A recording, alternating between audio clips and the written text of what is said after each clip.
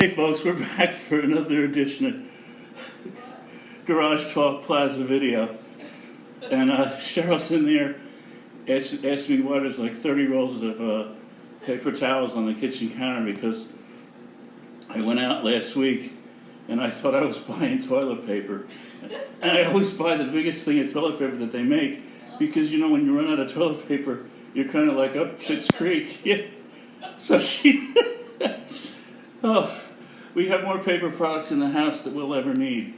But I started listening to Car Talk, which I shamelessly stole their ideas for all this, and I make no apologies. Those two guys are funny as hell. And my favorite shows were the ones when the wife calls in, and then the husband gave, of course, some bullshit advice, and they would just start going, bogus. So I had one, I thought of this, I think anybody that knows, me and my friend Paul set up a shop in Hackensack, and we didn't pay any rent. This guy Richie, he had a machine shop there, a full machine shop, and this guy was just such a prince. I mean, he let us use everything in the machine shop, no questions asked. And this guy Richie was a real personality, real fun guy to be around, and oh man, so I'm in there, and I would usually go into he had an electric repair business, electric motor repair business, and I would go in there in the morning before Paul got there, and I'd shoot the shit with Richie for a while. So he had like a stake body F350, I think it was, dual wheels in the back and everything. So he heard this truck fire up, and you hear the motor going like, wah. And Richie goes, it was summertime, Richie goes, stick your head outside. So I hear the truck going, wah, here comes the truck out of the garage, wah. And it was, he says, you know who's driving? I said, no, my son. Then he goes, can you put a clutch in it for me next week? Yeah. So we did, and we couldn't charge Richie anything. I told Paul, we're eating this whole thing. Pressure plate, discs, throw-out bearing, cut the flywheel. We were buying all the parts and everything, and the labor, of course, was going to be free. So Richie changed into his street clothes, and we just took it for a test drive. And it's like 2 in the afternoon, and we pulled it back in the shop where he kept it. And he had like a wad of dough in here, and he just keeps pulling out the money, and he's pulling out 20s and 50s, and I'm like, no, Richie, your money's no good here. And he wouldn't hear of it. This guy's really down-to-earth guy. And so finally I just said to him, well, fuck you, Richie, fuck you.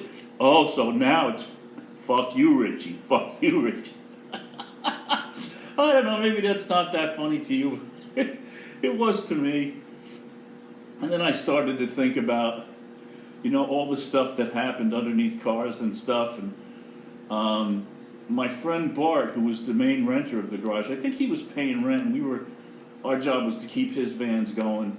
And I was putting a head gasket or a clutch in my father's Rabbit, and one of his guys knocked it off the jack stands, because it must have been a clutch, because I was probably waiting to get the flywheel cut.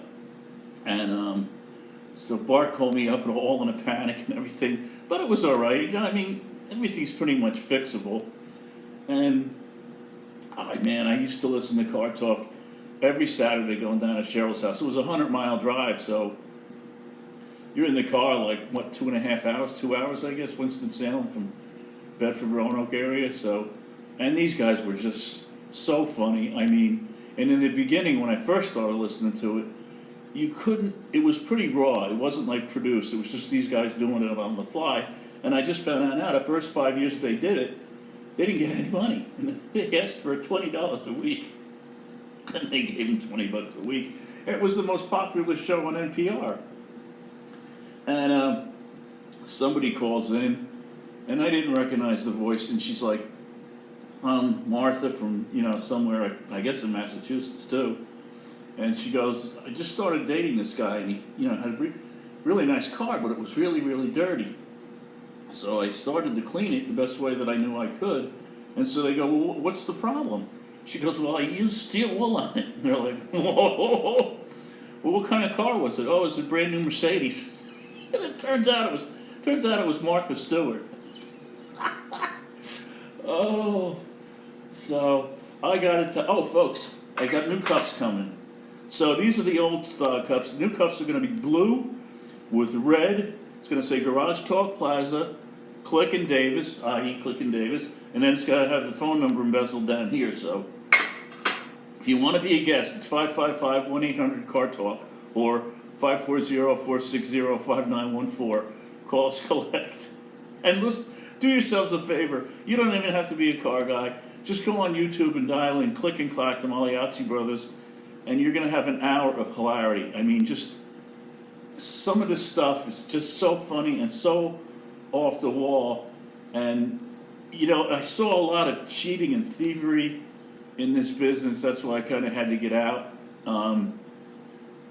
This one guy, I worked at a transmission shop for a while, and this guy was the biggest thief I've ever seen. You pull the car in to do a transmission service, which is the fluid change, filter change, and a pan gasket. He would pull the car in, drain the fluid, save the fluid, don't replace the filter, and put a new pan gasket on. So if anybody looked, he had a new pan gasket on, and he put the old fluid back on. And when I questioned him on it, he goes, "It's business." No, it's not. It's theft. It's stealing. You're stealing from people. And I saw so much of that in this business, especially, and I hate to say this, if you're a woman. These guys have you over a barrel. Bad terminology, but I saw so many things that women had been told that they needed. They didn't need it at all. Far from it. They didn't even need it. The guy was just padding his pocket at her expense. Horrible, horrible business to be in. It's probably a lot better now. But when I did it, it wasn't good. So I got my Kathy here. I got my Yahtzee water here. And do you guys self a flavor. Oh, and I gave my 2 cups to Dreamboat at the center, the Adult Daycare Center in Nansala. So they both got GarageTalk Plaza cups now. So I hope that you like this edition of GarageTalk Plaza. We're going to be getting some more additions to the studio. Oh, I think I got my on-air. Yeah, I got it. It's over there. I can't get it now, but we got the on-air sign, but it's pretty chintzy. And then I think today's project, I might be, the camera's on the bed of the pickup, Connor's pickup. I might get some plywood and close in the bed and stain it. I think that's what my project may be for today. That would actually be pretty easy project to do. Yeah, and it's like 10 out of 20, and it's nice and warm in the garage. So I hope you guys enjoyed the video. Click, like, tap it, and call in if you need advice. And also boudoir advice, don't forget. Thank you.